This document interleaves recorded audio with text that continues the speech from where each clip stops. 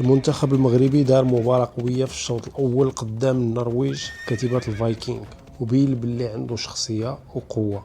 للأسف شفنا إصابة مزراوي في مستوى الكتف والزلزولي في مستوى الركبة، في انتظار التشخيص باش نعرفوا حجم الإصابتين. بصراحة تفاجأت من المدرب بدا بالتشكيلة اللي كتستحق الرسمية، والحق يقال جميع اللاعبين كانوا مزيانين في الشوط الأول. أما بوعدي بصراحة دار ماتش كبير.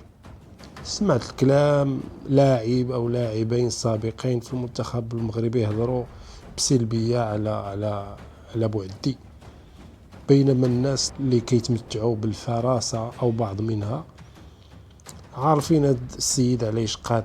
وانا كنسميه العود الكحل اللي ما كيبانش في الليل.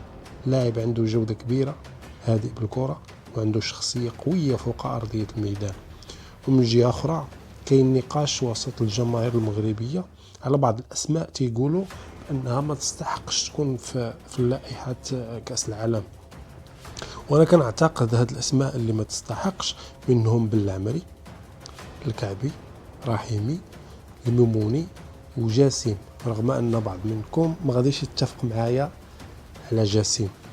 في الاخير كنتمناو كامل التوفيق للاسود الاطلس في المونديال، وان شاء الله يفرحونا ويشرفوا الرايه المغربيه.